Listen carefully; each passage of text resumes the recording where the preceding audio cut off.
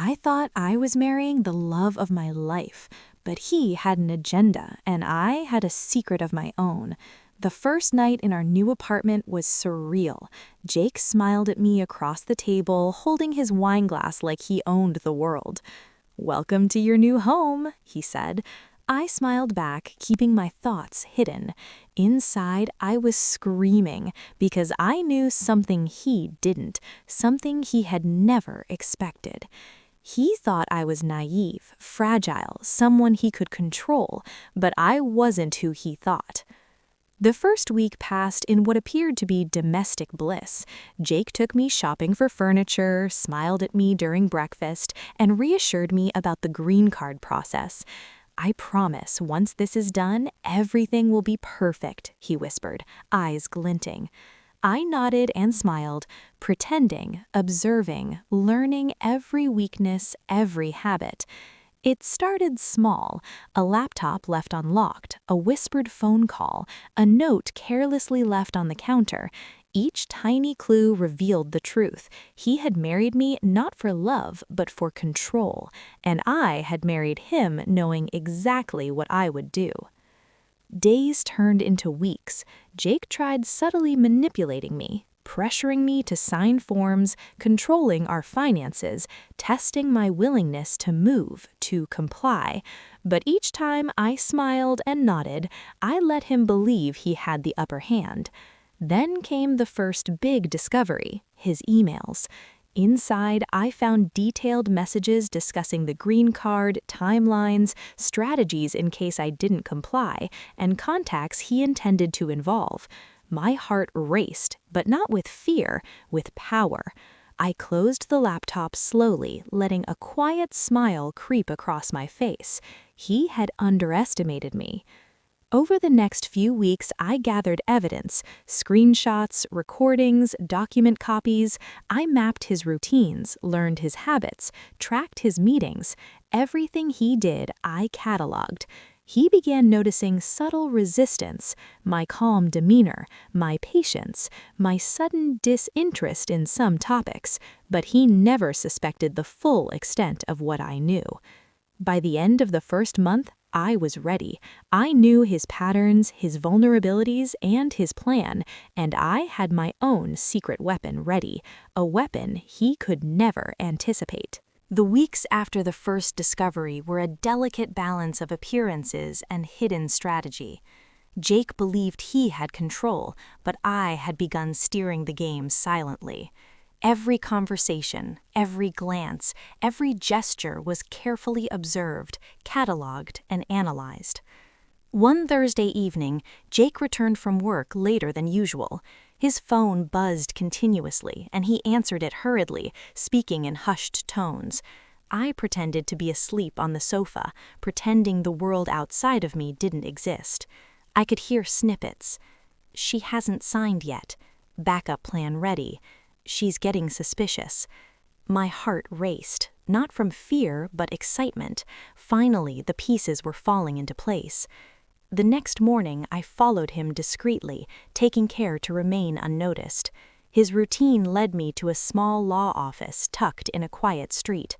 Through the half-open blinds, I could see him conversing with a woman I had never met. They spoke in hurried whispers, glancing around as if the world outside might hear them. Blackmail, threats, strategic plans, everything I feared and expected. I slipped away quietly, my mind racing with possibilities. He had made a mistake, one that would soon unravel his carefully crafted control. Back home, I paced the apartment, replaying every interaction, every detail I had gathered. My phone vibrated with a message from an unknown number. "She's getting too curious. Take action before it's too late." I stared at it, a smile forming slowly. They had no idea that the woman they were targeting had already seen the full picture. Over the next several days, Jake tried subtle intimidation again. "You should really focus on the paperwork. You don't want to cause trouble, do you? Remember, your future depends on your cooperation." I nodded, played along, letting the tension build, but each time I documented his words, saved copies of messages, and recorded our interactions. Everything would be used later. Everything. One night, as he slept, I sat by the kitchen table with his laptop open. I reviewed every email, every document, every digital footprint of his schemes. I noticed something else this time: hidden accounts, secret transfers, and correspondence with people who thought they were anonymous. I took screenshots, labeled each one carefully. The puzzle was almost complete. A week later, Jake returned home visibly stressed. I had arranged for subtle surprises to test his reactions: misplaced documents, controlled distractions, and small hints that I knew more than I should. His responses were telling: hesitation, frustration, and just a hint of fear in his eyes. It was intoxicating to watch. Then came the first confrontation. I had prepared meticulously. The evidence was compiled, the story carefully framed, and my demeanor carefully controlled. "I know everything," I said quietly, placing a folder on the kitchen counter. Jake froze, his confident smirk faltering. What are you talking about?" "I'm not who you think I am, and I've been watching, listening, and recording. Every plan you made, every message you sent, it's all here." For the first time, he looked uncertain. The air between us was electric. Every secret, every manipulation now hung between us in tangible tension. The following days were a dangerous game. He tried to negotiate, tried to regain control, offering half-truths and false assurances. I let him talk, recorded everything, and maintained my calm facade. His frustration grew, but mine was silent, potent, and carefully directed. Each time he underestimated me, I gained more advantage.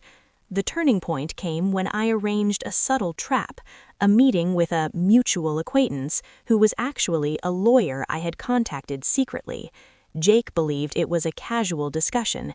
In reality, it was a chance for him to record him admitting his intentions and plans. The lawyer asked casually, "So everything is on track with the green card process?" Jake, confident and unaware, replied in detail, unaware that every word was being recorded.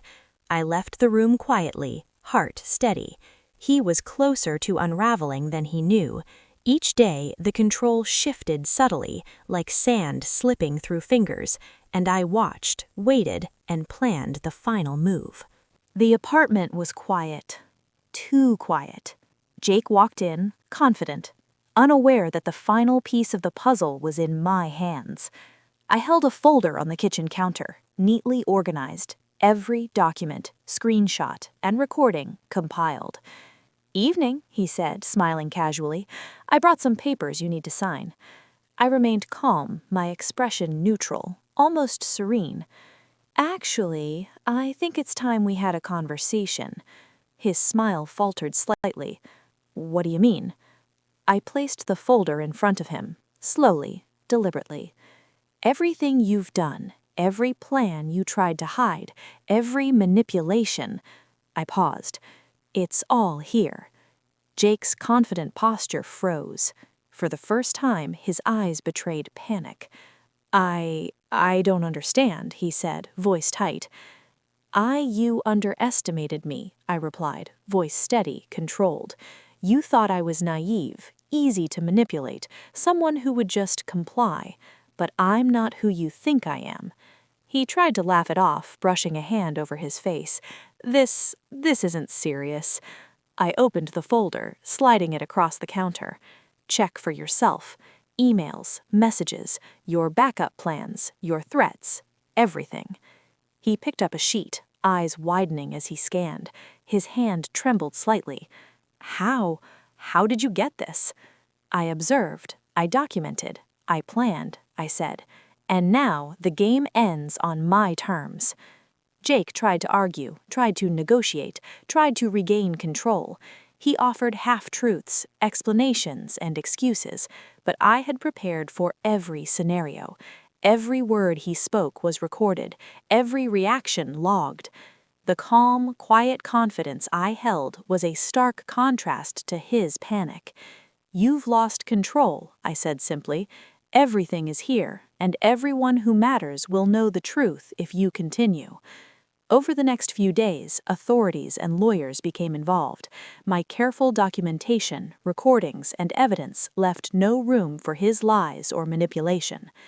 Every scheme, every blackmail attempt, every hidden plan was revealed. Jake lost everything: trust, control, and the future he had thought he could manipulate. I remember the moment clearly, standing at the window, watching him leave for the last time, suitcase in hand, expression defeated. I didn't feel revenge. I didn't feel anger. I felt power, my own power. The woman he thought he could control had been the one truly in command all along. Friends and family asked me later how I stayed calm, how I kept my strategy precise.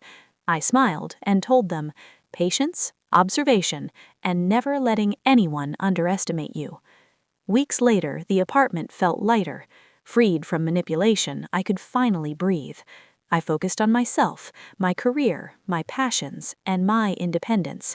Jake became a memory, a cautionary tale, and I emerged stronger, wiser, and unshakable.